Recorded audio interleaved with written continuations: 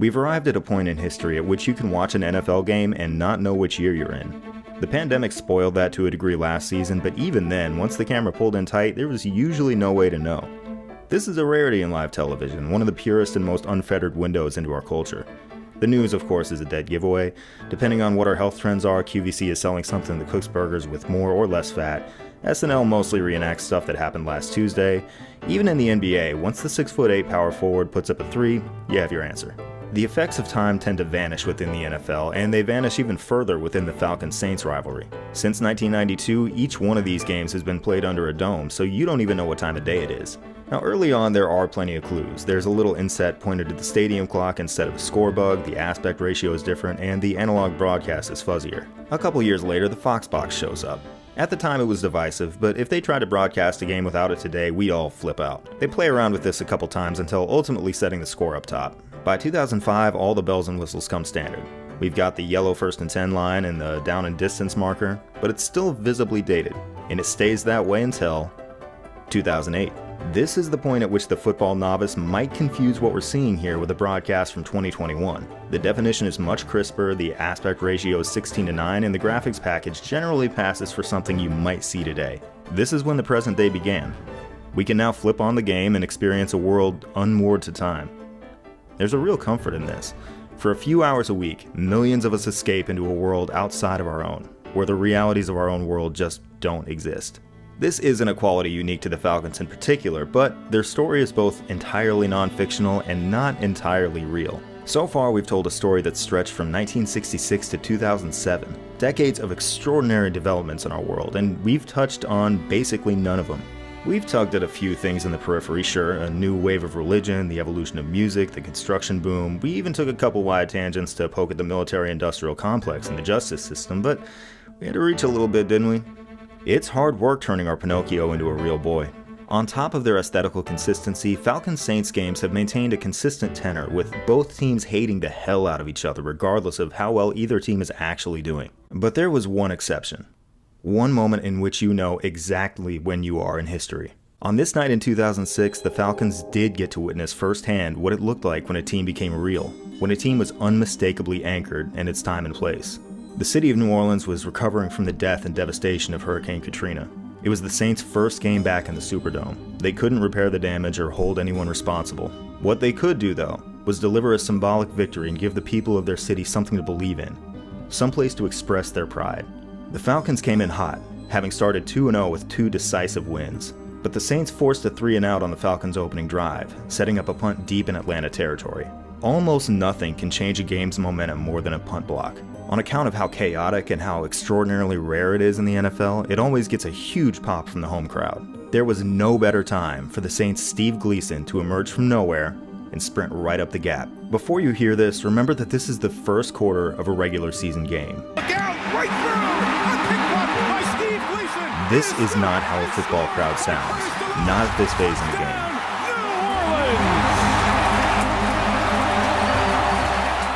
This is a celebration of life.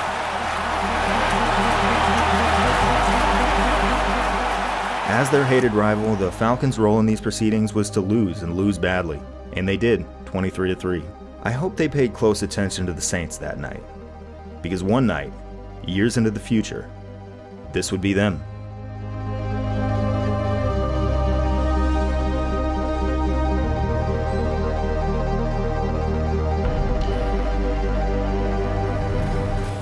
After the chaos of the Mora and Petrino years, the Falcons had no choice but to hit the reset button heading into 2008, and they hit it hard. In week 1, their starting quarterback was Matt Ryan, a 23-year-old kid they pulled out of Boston College. Here's his first ever pass in an NFL regular season game. Knock him dead, buddy. Ryan back for his first NFL pass attempt. It's complete to Michael Jenkins, and he breaks a big one. Holy shit.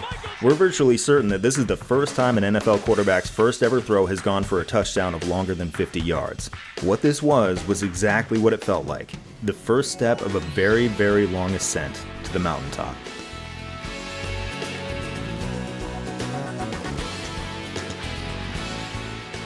On their very next possession, they snap off another 60-yard touchdown. This one comes on the ground from a running back who demonstrates an ability to make quick cuts, the jets to elude would-be tacklers, and the size to bounce right off another would-be tackler. Michael Turner arrived in Atlanta after 4 years in San Diego. When he got to play, he was terrific, but he was never going to put up big numbers backing up the great LaDainian Tomlinson.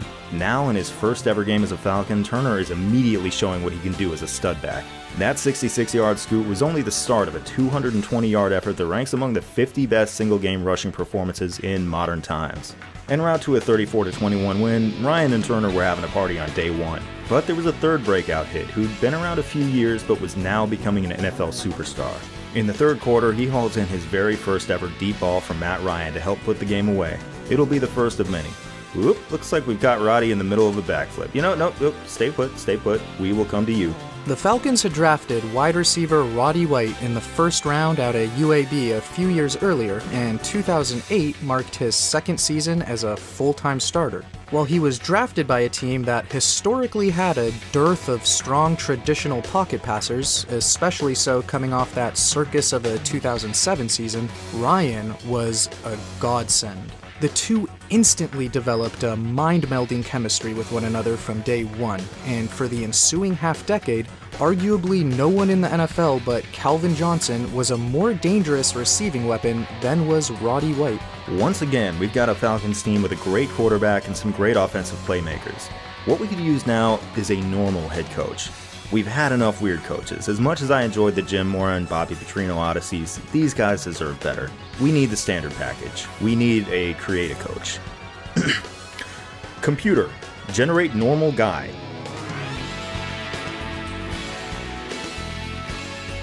I'm an enthusiast of bullshit, but even I need a break, and we found that in Mike Smith.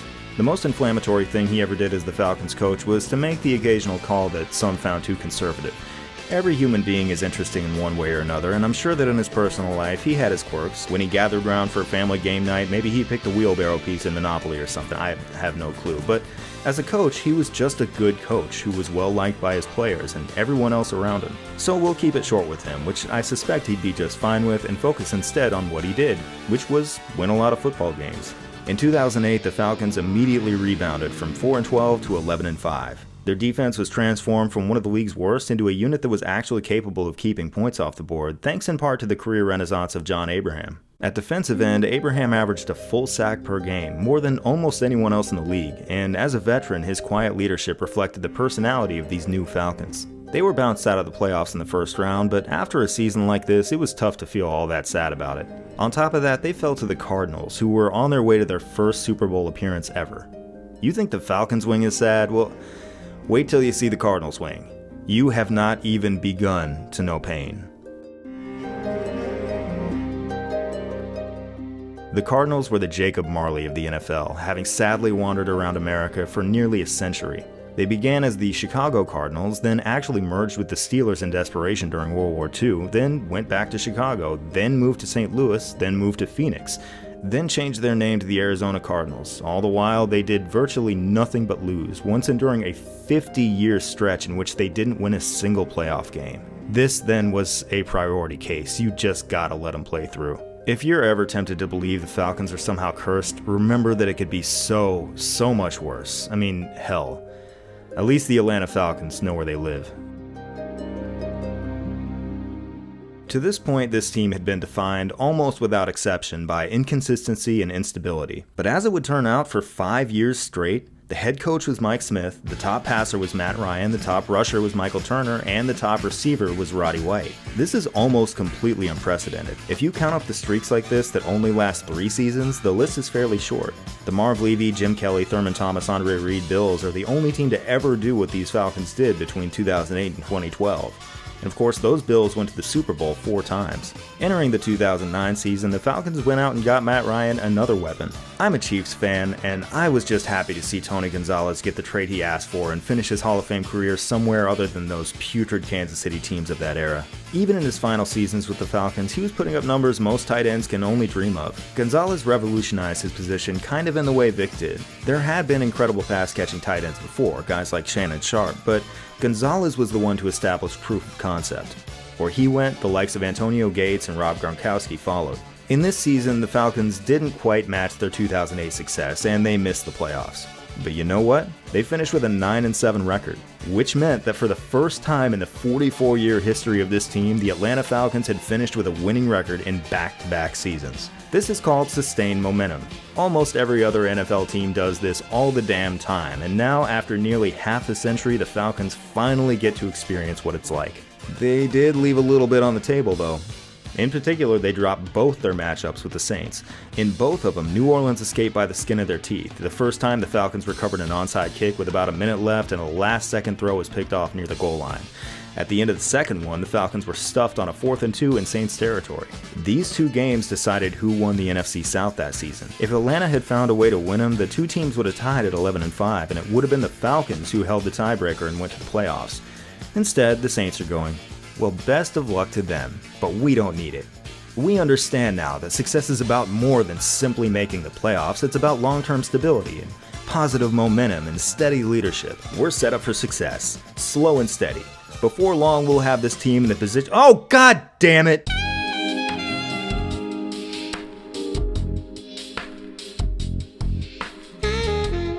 The New Orleans Saints had won the space race just when the Falcons had discovered fire. While the Falcons were turning the corner, the Saints had ripped off 1 million wins in a row and won the first Super Bowl they'd ever played in. What happened to the old days, when the big brother got to shove around the little brother just for fun? And what about the more recent times, when the two were partners in misery, giving the rest of the country barn burners to watch on national television, all the while drifting out of view in the standings? They had a special thing going. All that was gone. Had just a couple of plays broken differently in that season, the Falcons could have prevented this. They did not. I've always thought hating someone or something was such an extreme feeling that takes a lot of effort and energy. Like as a kid, I guess I hated vegetables, but now, if you give me some deliciously seasoned charred broccoli, it can elevate any meal. To hate something, you have to passionately dislike it. And I ain't gonna spend time holding a grudge against green things. I just didn't like them. But when it comes to the Saints, oh yeah, I absolutely hate that team. And this isn't to give Saints fans some sense of satisfaction like, oh, look at us living rent-free in the heads of Falcons fans. Because I don't think about y'all at all. It's just when you battle with a team 2 times a year every season, you start to learn their tendencies and how they operate. And yeah, the hate starts to build. It's only natural. So let's just say I don't really have any recollection of the Saints winning the Super Bowl. That's new information to me. But what I do remember is members of the Saints staff paying players to purposely injure players of the opposing team. And that just coincidentally occurred during the same years of this so-called Super Bowl win. Seems a little fishy if you ask me. Well, our bird has one hell of a blemish now, huh? We would love to remove it. Unfortunately, we lack the technology to do so, rendering this completely impossible. The next season, it was as though the Falcons were pulled into the Saints' wake, regardless of how good they actually were. In terms of wins, it was the second best season they'd ever had. What's weird, though, is that in a lot of respects, they weren't actually good. Remember those 04 Falcons who earned a postseason bye despite a point differential of just +3 for the season? Well, you ain't seen nothing yet. In 2010, the Falcons won 13 games, good enough to secure the NFC's #1 seed and home field advantage throughout the playoffs. Normally, you'd equate such status with being extremely good at football, but on a play-by-play assessment of their offense and defense, they were not extremely good. They were not even extremely average. They were extremely bad. Offensively, the 2010 Falcons failed to average even 5 yards per play, ranking 26th in the league. Defensively, they ranked 27th, allowing 5.56 yards per play. That differential was the 5th worst in the NFL that season. Again, accomplished by a #1 seed. Also, hey there, Chargers. But let's zoom out for a sec beyond 2010 and look at every season of every team since the merger, because that's where I noticed something real weird. As you'd expect, you can see quite a strong positive correlation between this metric and winning. So these Falcons are a glaring exception to be this far to the left, yet still having won over 80% of their games. Allow me to direct your attention to this dot way down here for a comparison. That would be a winless team with a per-play yardage differential that wasn't just better, but significantly better than a 13-win Falcons team. It's pretty easy to recognize the prime culprit for such an outlandish discrepancy: turnovers. The 2017 Browns had a turnover differential of -28. Atlanta in 2010 had an outstanding turnover differential of +14. And while obviously those are huge plays that have an enormous impact on outcomes, the fact remains that fundamentally on a play-by-play amalgam of both sides of the ball, those top-seeded Falcons were arguably a lot worse than a team led by DeShone Kizer. The ultimate microcosm of their season came in Week 4 against my beloved Niners in a game that will forever be tattooed on my brain. With the Falcons down 1 and a minute and a half left to play, San Francisco's Nate Clements picks off Matt Ryan. If we freeze it right there, this is a situation where at this point, a pick six isn't even necessarily a bad thing for the Falcons. You're already losing with a little over a minute left, and it'd at least enable a chance to get the ball back, still likely just a one-possession game. But already deep in Atlanta territory, in Clements' furious quest to score a perhaps detrimental touchdown, he slows up just enough to allow a hustling Roddy White to punch the ball loose. Falcons recover, go down the field, kick the game-winning field goal. Their back-breaking turnovers weren't even turnovers. Those were the 2010 regular season Falcons. Wonder if that's the type of squad that gets exposed in January. On to the 2010 playoff Falcons.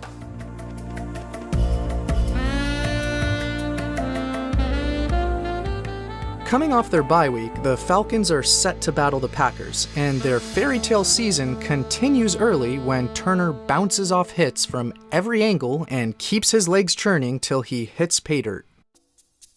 Even though Green Bay immediately responds with an Aaron Rodgers touchdown pass to Jordy Nelson, on the ensuing kickoff, Atlanta breaks the record for longest postseason touchdown in NFL history when Eric Weems goes 102 yards right up the middle, nearly untouched.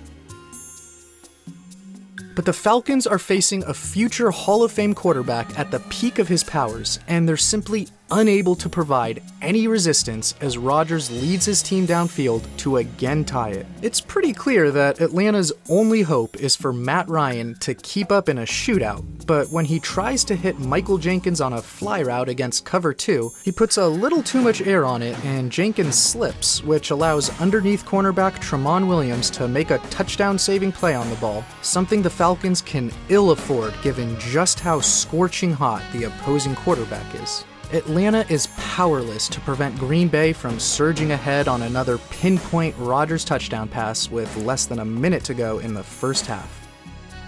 Then, the sky comes tumbling down. Just seconds remain until halftime, and the Falcons are trying to shorten a field goal try with no timeouts and thus needing to throw toward the sideline. Tramon knows exactly what's coming and baits Ryan into throwing the quick out to Roddy White. One slick cutback later, and the man whose pick 2 minutes earlier saved a touchdown is now scoring one of his own in the most demoralizing way possible to end a half. It would be just about impossible for a single play to change a football game more than this one did.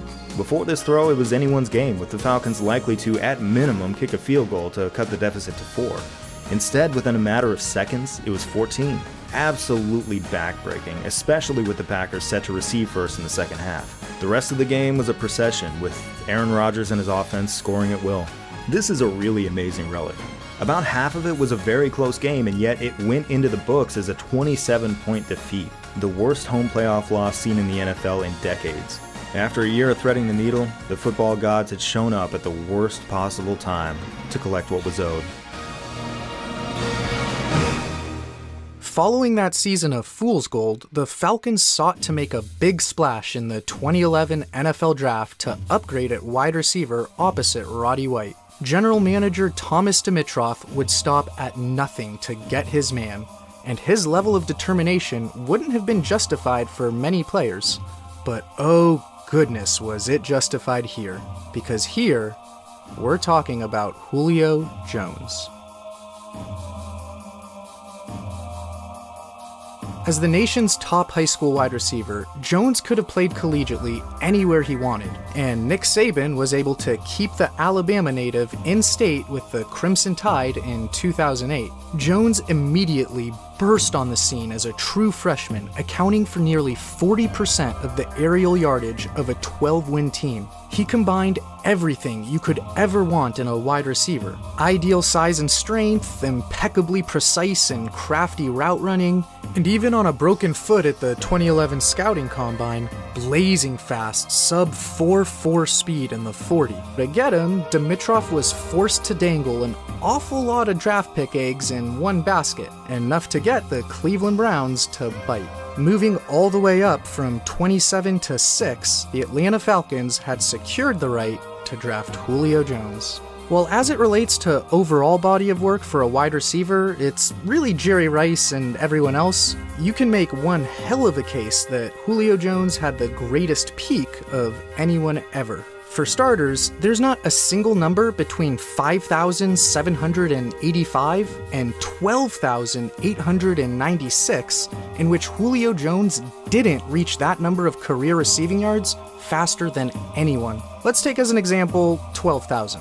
Jones got there in career game number 125. To reach 12K so quickly, Jones had 55 100-yard games in that time when no one else has ever hit the century mark in receiving yardage in more than 45 of their first 125 career games. And in fact, whereas he'd surpassed 12,000 career receiving yards, no one else has ever even topped 11K at that point, which, by the way, Julio only needed 115 games to reach. He hit that 12,000 milestone near the end of 2019. That was his 9th season. Not only is that comfortably the most ever through 9 seasons, but he did that despite missing most of his 3rd season after re-injuring the same foot that was broken when he ran 40 yards in under 4.4 seconds. To still be able to pull that off once he came back in 2014, it would require going absolutely supernova on the rest of the league. And that is exactly what Julio Jones did.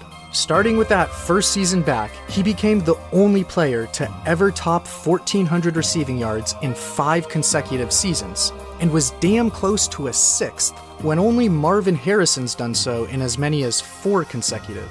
In that time, he also had 3 different games topping 250 receiving yards. The following 9 players have combined for 0 career games with at least 250 receiving yards. DeAndre Hopkins, Isaac Bruce, Anquan Bolden, Michael Irvin, Randy Moss, Torrey Holt, Marvin Harrison, Larry Fitzgerald, and Chris Carter. The latter 3 never even reached 200 in a game. Julio had 3 with over 250. However, the 2 names often considered for the title as second greatest receiver ever are Moss and Terrell Owens, and the main reason for this is touchdowns. Here is every instance an NFL player has ever recorded at least 1,400 receiving yards in a season. Julio shows up 5 times. Even if he didn't frequently finish his catches in the end zone, Julio Jones still likely had the greatest prime of all time at gobbling up receiving yards.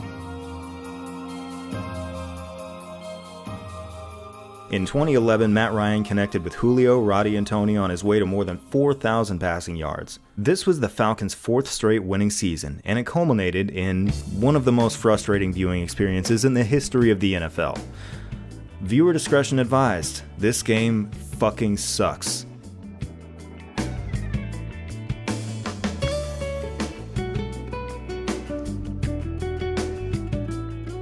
The Giants played host in New Jersey's MetLife Stadium, a place you can only get to by taking 45 different trains, forging an alliance with an elven tribe that allows you safe passage, and receiving the assistance of a kindly wizard. New York and Atlanta spend the first quarter playing ping pong, with neither offense doing much of anything. The Falcons finally piece together a long drive, and deep in Giants territory, Mike Smith does something atypical. He goes for it on 4th and 1. Although they're in field goal range, I do like this call, but this time the Giants stop him. Unfortunately for the Giants, the ball itself doesn't change directions. A holding call backs them up to their own 14, Eli Manning drops back, the Falcons send James Sanders after him, and Eli tries to dump it off to nowhere before he can escape the tackle box. He does this while in the end zone, which by rule gives the Falcons the ultra-rare playoff safety, as well as one of the funniest leads possible in a football game. 2-0. When the Falcons get the ball back, Matt Ryan marshals the Falcons back into Giants territory. Once again, they find themselves at 4th and 1. They're just outside of field goal range. They should absolutely go for it. Remember, they have a terrific quarterback in Matt Ryan, they have Michael Turner, an excellent short yardage option who's having another incredible year. They have Tony Gonzalez, one of the most sure-handed receiving targets the sport has ever seen. If they really want to get weird, they've got the dynamic duo of Roddy White and Julio Jones, who form one of the very best wide receiver tandems ever assembled. But, likely scared off by the Giants stopping them a few minutes ago, the Falcons say no to all of these options and punt it away instead. It's a really, truly nauseating decision, and it's the precise moment the Atlanta Falcons turn into a pumpkin. The Giants score 24 unanswered points as Atlanta's star-studded offense completely breaks down at every opportunity. In the third quarter, the Falcons find themselves at 4th and 1 in Giants territory a third time, but it's too late. Having already committed the cardinal sin of punting on 4th and 1 in enemy territory, there was no appeasing the football gods. They turn the ball over on downs, and that's it. Final score, Giants 24, Falcons 2. Teams have certainly been beaten far worse, but this Falcons effort was so anemic that few living people have seen its equal. Consider this. We have a game here in which a team committed 0 turnovers, and yet scored 0 offensive points and didn't even attempt a single field goal. Forget just playoff games, even across regular seasons, this is one of just 23 such performances ever. And with 247 yards, they're tied for the most offensive yardage gained in such a game. In other words, the Falcons did the most you could possibly do without doing anything. Most beatdowns can be explained away by turnovers, but not only did they not turn the ball over, they didn't even try one field goal. This is the only time this has ever happened in the playoffs. And it happened despite all of this talent. Now, this is typically a tipping point for the Falcons, the point at which a horrendous playoff loss precipitates a collapse. Once again, it was clear, these Falcons were different. After spending close to half a century failing to cobble together just 2 straight winning seasons, they've now put together 5 straight. And the latest is a 2012 campaign that ends with a 13-3 record, their second in 3 years. It's the wildest thing. It's as though the instant the Falcons entered high definition in 2008, they got serious. They won consistently. And aside from the occasional insensitive tweet from Roddy White, they were the least provocative team you could imagine. They were a talented team that was sensibly coached. Their wins were proficient and their losses were dull. And I'll be honest, at this point in the story, I find that heartbreaking. We can't have both, can we? It could never have happened this way. We couldn't have all these weirdos, all this chaos, all the vibrance that breathed life into this team, if we wanted them to win. It's not that these Falcons are lifeless, far from it. They're often really fun to watch, but they're grown up now. This is one of the greatest fears many of us have as we grow up ourselves, that in order to make it, in order to get to where we want, we're gonna have to surrender a piece of ourselves. We'll have to hand over a lot of what makes us who we are, or at least who we thought we were. But this is, after all, what we wanted all this time.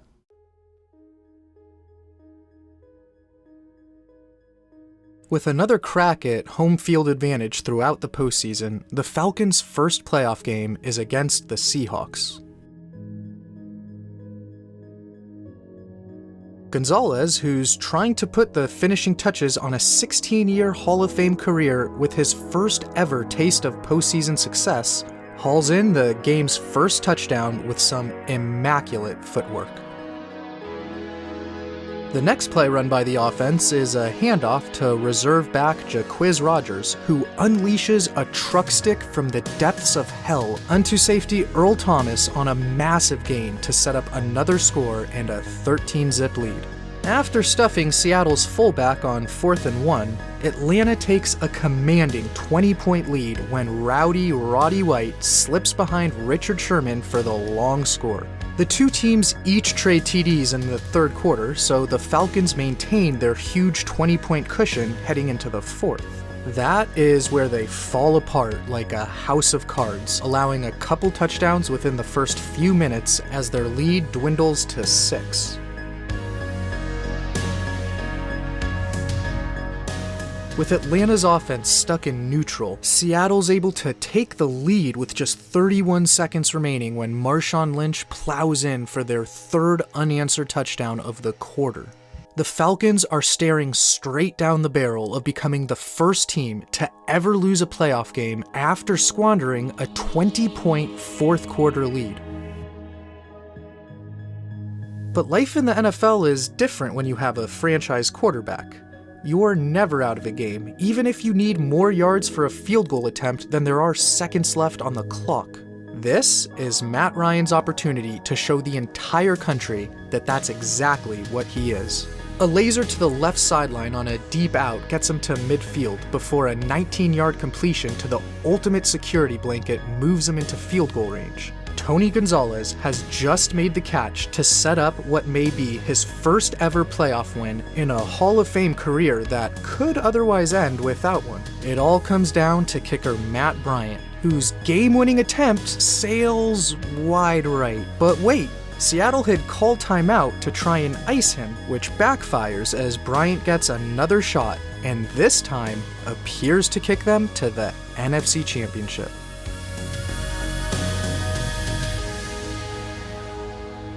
That puts the score at Falcons 30, Seahawks 28, and that will indeed be the final score. Falcons win. However, what follows in this game is an event that's very much like that Deion Sanders circus play in the 1991 playoffs at the end of that game against the Saints. Because that one didn't affect the result, the outright lunacy of it has been lost in the sands of time. Similarly, no one remembers what happens at around 4 p.m. Eastern on January 13th, 2013. It's important to stress here once again that Mike Smith, while a good coach, has a reputation for being an overly conservative coach. Just a year ago, his refusal to go for it on 4th and 1 way downfield signaled the beginnings of a blowout. This is just one of many factors that make this one of the very strangest things I've ever seen anyone do on any football field anywhere. I mean, this is probably number 2 on the list. Number 1 is everything that happened in the last Boy Scout. Number 2 is this. With a 2-point lead and 8 seconds left in the ballgame, the Falcons are set to kick off. The call here is a complete no-doubter that any normal team would make without even thinking about it. You kick it into the end zone, or better yet, through the end zone for a touchback. That would put the Seahawks at their own 20 with just 8 seconds to get into field goal range, about 50 yards away. Even with their timeouts, 8 seconds would maybe be enough for one play before the field goal. This would be a virtually hopeless situation for Seattle. Now, the Seahawks return man is Leon Washington, one of the best returners ever. What if kicker Matt Bosher doesn't kick it far enough, allowing for the chance of a return? Well, it's a very safe bet that he will. In fact, here's him doing so in this very game. Here's him doing so a second time in this game. Here's a third time, a fourth time. He has done this 5 times today, not an issue.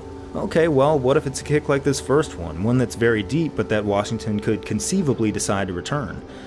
Well, let's look at those 8 return touchdowns of his. Almost none of those kicks even made it to the goal line. He doesn't usually even try returning kicks that go this far back, and when he has, he's never once scored a touchdown. Meanwhile, Bosher has been automatic today, placing every single one of his kickoffs in the territory where Washington has had no success. And just to keep all of this in perspective, Leon Washington has scored 1 kick return touchdown in the last 2 years. So while yes, anything can happen, worrying about this is kinda like worrying about getting hit by a meteor. If they're really that worried about it, they can always try a line drive kick or a squib kick. With either of those, the ball wouldn't go as far, but it's tough to field cleanly and almost impossible to return for a touchdown. What they do instead, with 8 seconds left, and with the lead, is an onside kick. Listen, I can be somewhat normal about this because I've had time to process it, but if this is your first time seeing this, you should be yelling. This is the best explanation we can muster. We see Bosher turning his foot to strike the ball with his heel. He might have been attempting a misdirection squib, the idea being to make it look like you're attempting a straight ahead kick and then unexpectedly punching it to the other side of the field at the last moment. But no matter how many times Bosher has practiced this, it's a risky maneuver in the one situation the Falcons should be avoiding risk at all costs. While a squib may have been the intent, this is officially an onside kick. That's how it went down in the record book, and it's also functionally an onside kick, as it ends like onside kicks almost always do. The first line recovers it and gets excellent field position. Here's how bad this is. If Pete Carroll was allowed to walk over to the other sideline and call one play for the Falcons that would have any chance at letting the Seahawks back into the game, he would have asked for this, an onside kick. In the end, Seattle couldn't capitalize on this, but they had a timeout and a very, very real chance of setting up a last-second field goal that would have knocked the Falcons out of the playoffs. It's difficult to find the words for this. After the game, Mike Smith said the most Mike Smith thing possible. These things happen in a ball game. Ain't that the truth? Interestingly, and likely because this debacle didn't affect the result, very little was made of it. There was that one question at the presser and one passing, that was weird, in the papers, and then it was lost to history. Very few of us remember that this team really almost threw away a 13-3 season on an onside kick when they already had the lead. My God, this is how it happens now, isn't it? The Falcons have always been defined by debacles, and they always will. Now that they're too buttoned up for disaster to strike on the radio, on a late night plane to Arkansas during media week, on a quiet street in Miami, on the sideline in a press conference, or anywhere else, this chaos will, from this point forth, manifest on the field of play itself. The Falcons are back, baby. They never left. You little fucker, don't you scare me like that again. God, I love you.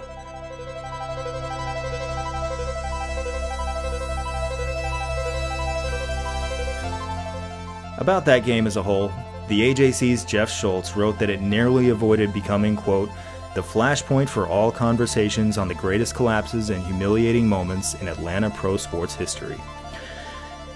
Yeah, be a real shame if that ever happened.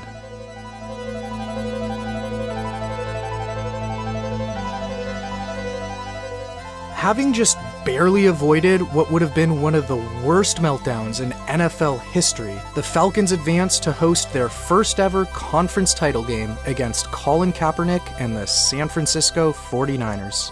Just like in the divisional round, the Falcons are off and running right out of the gate.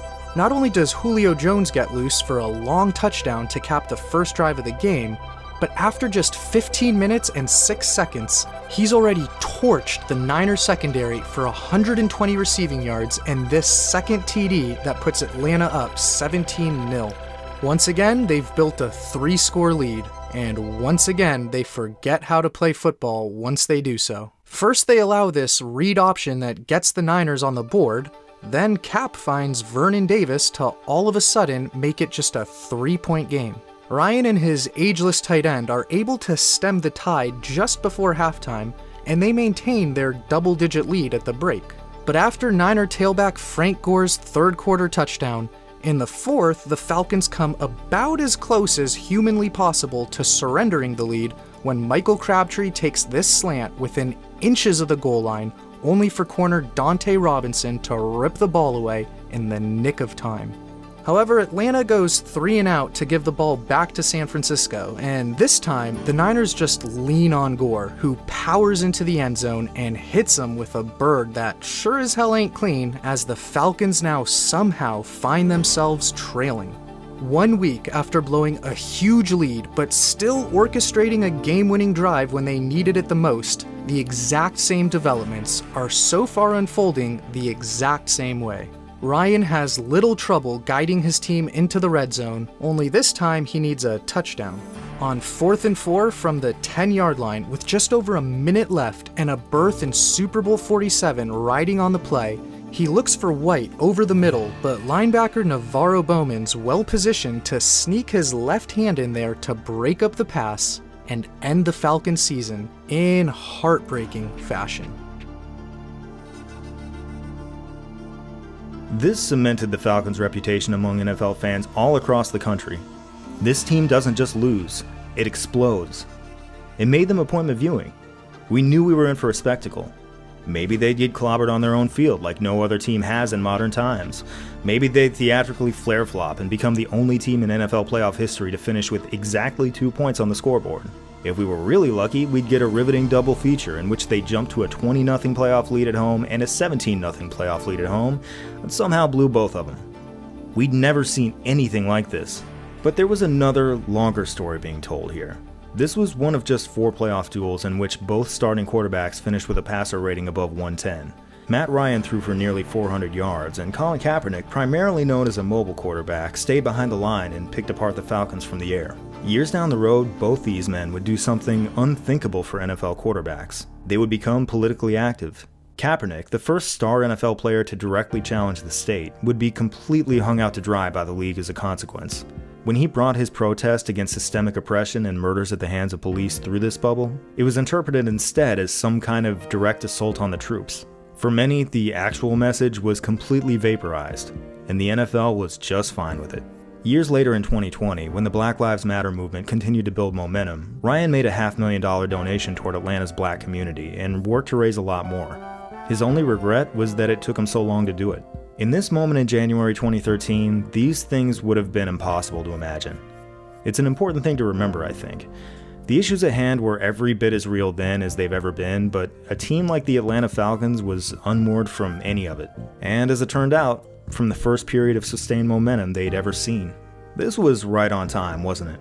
This is how it goes every single time. The Falcons experience acts that last 5 years or so and then the curtain drops. This time there were a lot of reasons we can identify. They released the aging John Abraham, as well as Michael Turner, and they also said goodbye to the man who'd been the cornerstone of their offensive line for the entire 21st century. Todd McClure is another one of those unsung heroes that we haven't really talked about, but replacing the center who snapped for Chris Chandler, Michael Vick, and Matt Ryan wasn't easy. On top of this, Julio Jones was lost to injury for most of the season, and while Roddy White had a great year, he was hassled by the dreaded high ankle sprain that's every athlete's worst nightmare. Having come within 9 minutes of his first ever Super Bowl appearance, Tony Gonzalez resolved to make one last run in 2013, and this is what he came back for.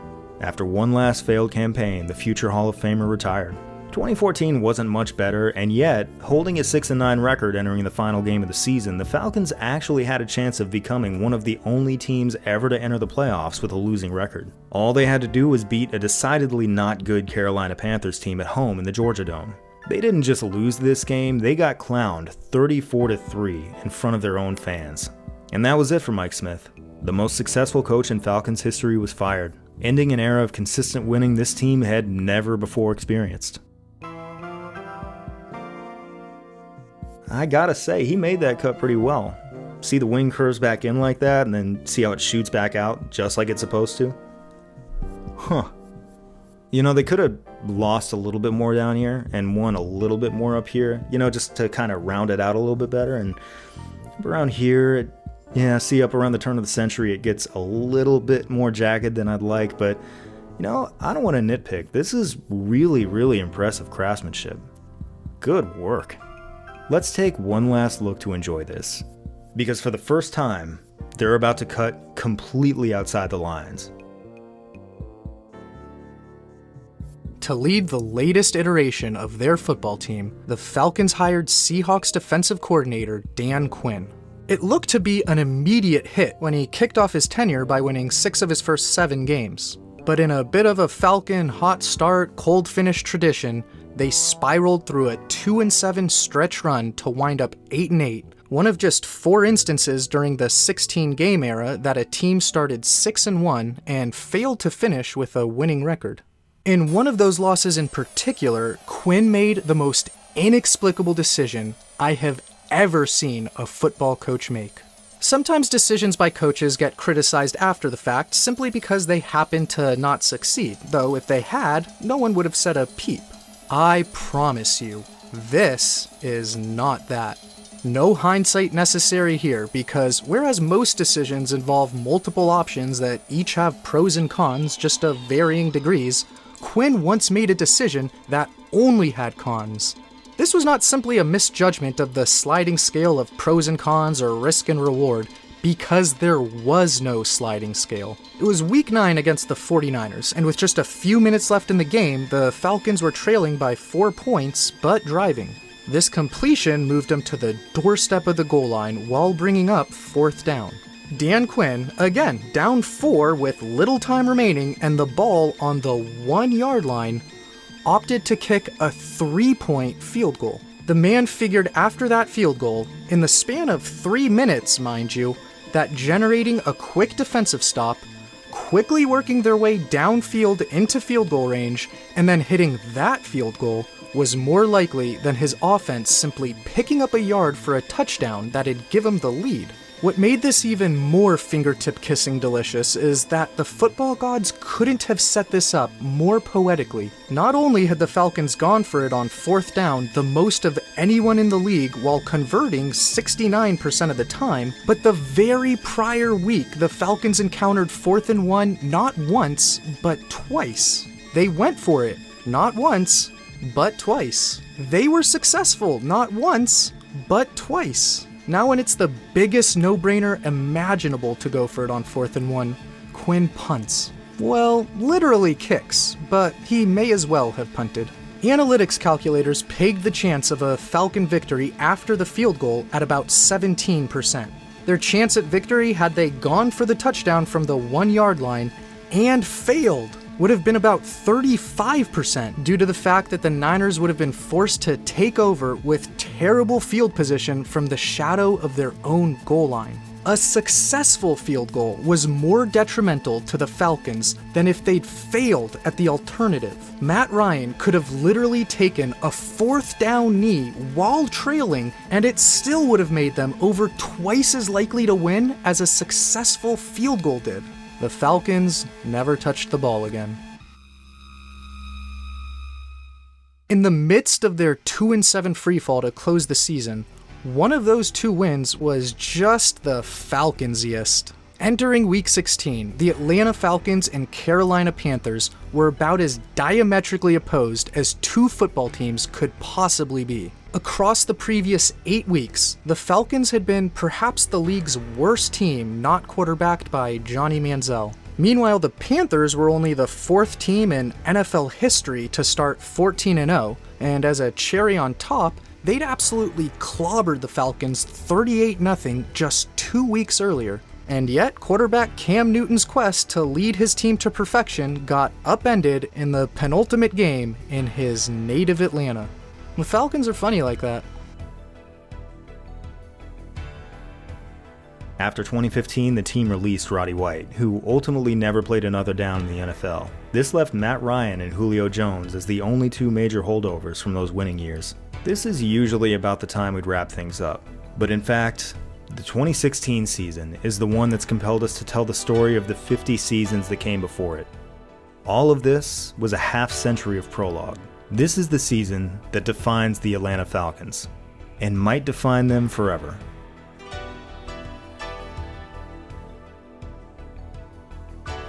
While Ryan had an up-and-down season in 2015 as he learned the complexities of new offensive coordinator Kyle Shanahan's system, everything clicked as he mastered it in year 2. Their 33.8 points per game in 2016 were one of the highest single-season totals ever, and the foundation for their unstoppable offense was an ability to do whatever the hell they wanted on 1st down, where they averaged an astronomical 7.6 yards per 1st down play. Ryan was surgical from start to finish and won MVP after throwing for nearly 5,000 yards, 38 touchdowns, and just 7 interceptions. He received half of the 50 votes, and that simply was not enough. The runner-up got 10 votes, and while Tom Brady was the only quarterback in Ryan's solar system in most rate metrics, even he didn't come within a full yard of Ryan's NFL record 9.3 yards per pass. And oh yeah, he also missed a quarter of the season thanks to a pretty cool air pressure-based suspension, so he lagged way behind in terms of volume too. The MVP voting should have been even more of a landslide for Ryan. 2016 was a season in which, and this is not one bit hyperbolic, Matt Ryan played the position of quarterback at just about the highest level it can be played. It can pretty safely be considered one of the 3 or 4 greatest single seasons of passing in NFL history, likely just behind 2004 Peyton Manning and 2011 Aaron Rodgers, and alongside a couple other debatable ones. It wouldn't be a great one, but a non-outrageous case can be crafted that it was the all-time pinnacle. Now, this fall, the fall of 2016, is the one that we all remember in vivid detail. And here we are, right in the middle of it, talking about Matt Ryan's passing efficiency and the Atlanta Falcons' success rate on 1st down. That's exactly what these Falcons have always been, right? Alternate programming. Literally. 84 million people were glued to the first Trump-Clinton debate, the most in American history. You want to know what the Falcons were doing at this exact same hour? Playing the Saints.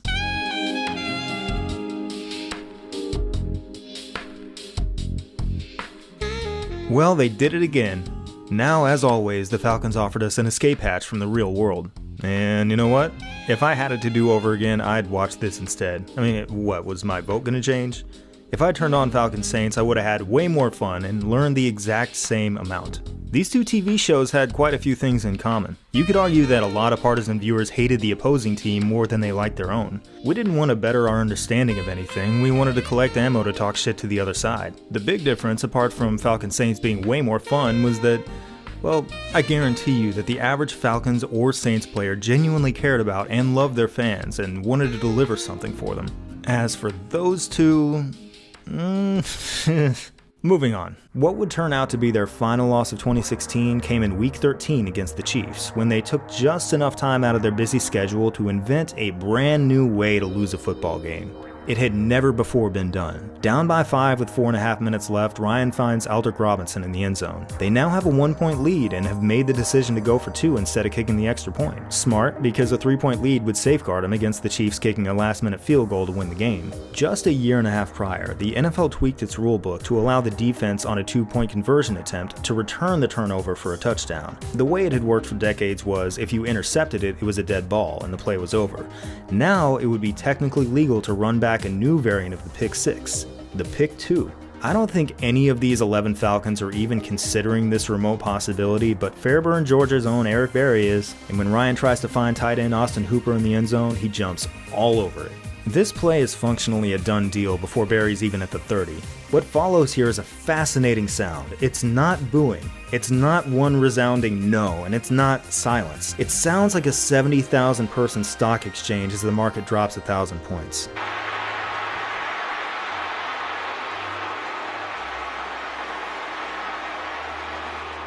They're shouting in sentence fragments as they attempt to process in real time that yes, this is legal now. Everyone's caught on their heels, including the CBS production team, who's only ready to go Chiron for a 2-point score, understandably, is safety. And this was not a safety, it was a pick 2. And while there have been a few other pick 2s in the NFL, this was the one and only time a team has ever lost a lead during their own 2-point conversion attempt. Which is like getting your ass kicked at your own birthday party. Magnificent. Dan Quinn had taken some heat in 2015 after his Falcons fell apart down the stretch, and an embarrassment like that seemed to be the perfect time for it to happen again. Instead, they took advantage of a weak schedule, caught fire, and wiped the floor with everyone.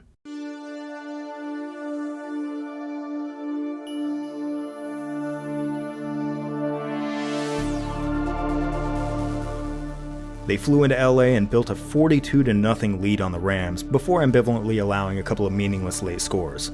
They hosted Colin Kaepernick in one of the last games he'd ever play. Though Kaepernick played well, the Niners defense, which in that season was one of the worst of all time, was bullied downfield all afternoon. The Falcons then went to Charlotte and neutralized Cam Newton 33-16, and to cap off the regular season, they went up 38-13 on the Saints and withstood their comeback attempt. It was only the second time they'd ever finished a season with 4 straight wins, the other being their Super Bowl season in '98. But there's always a but. They did that across kind of an easy schedule.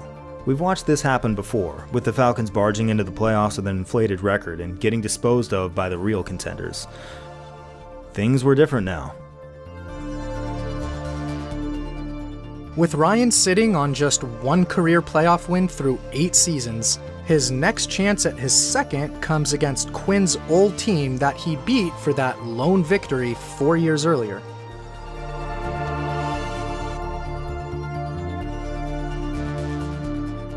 In this one, an opening drive touchdown pass from Russell Wilson to Jimmy Graham digs Atlanta into an early hole. But this Falcons squad has lived in the end zone all season, and their first possession ends no other way, with Julio Jones knifing in to tie it up early in the second quarter. A few minutes later, with Atlanta down 3, Wilson's foot gets stepped on by his own O-lineman to give Atlanta another of those ultra-rare playoff safeties. Near the end of the first half, though, they accomplished something even more rare. This Matt Ryan scoring toss to a wide-open Tevin Coleman caps just the second postseason 99-yard touchdown drive in 15 years and gives the Falcons a 9-point lead at intermission. They open the second half with a long, methodical touchdown drive, and in this one, they never allow the Seahawks to mount a late comeback, as for once, Matt Ryan can enjoy a stress-free playoff game down the stretch. This was the Falcons' final season in the Georgia Dome after a quarter century, and since Green Bay edged Dallas in the other NFC semifinal the next day, that meant it would host one last game against the Packers for the right to advance to Super Bowl 51. It will be their fourth all-time playoff matchup after ping-ponging between an easy Packer win in the June Jones era, an easy Falcon win in the Dan Reeves era, and an easy Packer win in the Mike Smith era.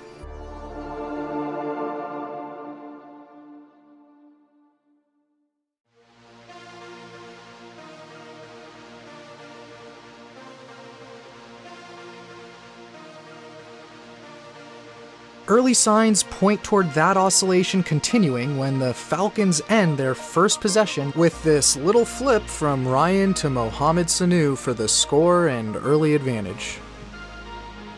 In the second quarter, they're up 10-0, but the Packers are driving down near Atlanta's 10-yard line when corner Jalen Collins yanks the ball away from fullback Aaron Ripkowski and recovers it for the touchback.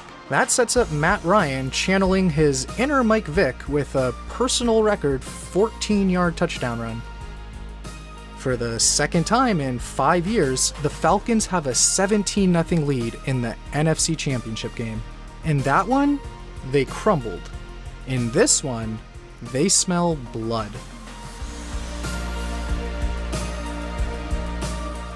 With just seconds left in the first half, Julio Jones, limited all week by a bum toe, looks like it's okay here as he taps those toes inbounds for the touchdown. Their offense has scored 24 points, and the defense has pitched a first-half shutout. The Falcons can do no wrong. Halftime does nothing to dampen the Georgia Dome party either. On Atlanta's second play of the second half, Julio fights through a blatant hold on his dig route, then shrugs off like gnats multiple Packers trying to bring him down on his way to a grown man 73-yard touchdown and a 31-0 lead that nearly brings the Dome crashing down about 10 months ahead of schedule. The final 29 minutes are nothing more than garbage time. The Packers get on the board as the teams trade some late, meaningless touchdowns, but the Falcons ultimately cruise to a 44-21 win that punches their ticket to Houston, Texas for another chance to bring a Super Bowl title to the city of Atlanta.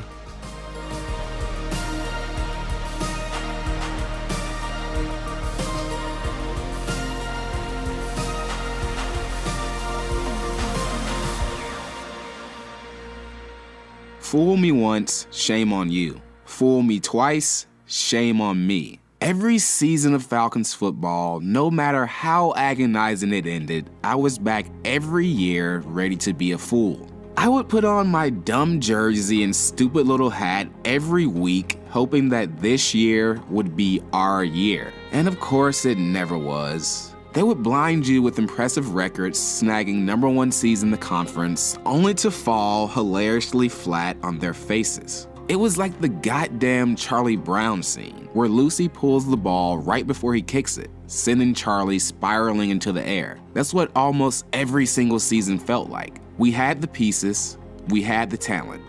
We even had a great running start, only to whiff when it mattered most every time. Getting our ass kicked at home by the Packers, scoring 2 whole points against the Giants, blowing a double-digit lead with a chance to go to the Super Bowl against the 49ers. The Falcons had found new and creative ways to lose, which, when you think about it, was actually quite impressive.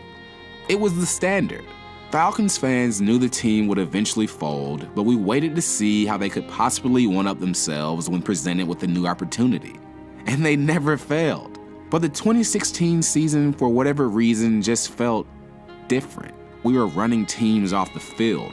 The offense was damn near impossible to stop, that it felt like any given week they were ready to hang at least 40 points on whoever lined up in front of them. But the ass whoopings just weren't reserved for the regular season. The Falcons looked hell-bent on righting the wrongs of their laughable history to prove to everyone who doubted them that this team is legit. It felt like all the stars were aligning for Atlanta at the right time, because they were. On the weekend the Falcons were enjoying their playoff bye, fellow ATLian Donald Glover's show Atlanta won 2 Golden Globe Awards. In his acceptance speech, Glover made sure to shout out the city that made him, but also took a moment to congratulate Atlanta rap trio Migos for not only appearing in his show, but for making the song Bad and Bougie, which Glover said was the best song ever. Glover later went on to speak facts and said that the Migos were the Beatles of this generation, which is a hill that a lot of Atlanta folk will gladly die on. The very next day, Bad and Bougie reached #1 on the Billboard Hot 100 chart, only to knock off fellow Atlanta rappers Ray Shrimmer and Gucci Mane's smash hit Black Beatles. Sports, television, and music were all dominated by representatives in the A. On the other end of the spectrum, Atlanta's actual representative, civil rights icon John Lewis, rest his soul, said a few weeks later that he didn't view President-elect Donald Trump as a legitimate president, which of course Trump fired back at in only a way he can, with a barrage of tweets aimed at a man who fought for equal rights in this country. Sad. So not only were the sports and the culture of Atlanta taking over the world, but our politicians spoke up and had the guts to say what was on everyone's mind at the time. Every single thing was clicking for the Falcons and the city of Atlanta. During that run, you couldn't tell me or anyone else from the A shit. This was our moment. This was a fan base who had been through the depths of hell, only to pull within 1 win of hoisting the Lombardi Trophy. It was destiny. It was fate. Whatever you want to call it, we were ready to embrace it all. The Atlanta Falcons had destroyed all comers. This team was rolling into the Super Bowl hotter than almost any other team in history. They were riding a 6-game win streak, which only a third of Super Bowl teams had ever done. Of those teams, their point differential along that stretch of games was the highest in 20 years. Having scored 118 more points than they'd allowed, it was a tidal wave of momentum, unseen since the Packers in '96. It was an entirely different story than that of the '98 Falcons, who squeaked out victories down the stretch and barely made it in. This was a monster. This was a team to be scared of. The Falcons clinched their Super Bowl appearance in the NFC Championship game at around 6:30 p.m. that Sunday. Minutes later, the AFC Championship game kicked off to determine their opponent. They watched and waited.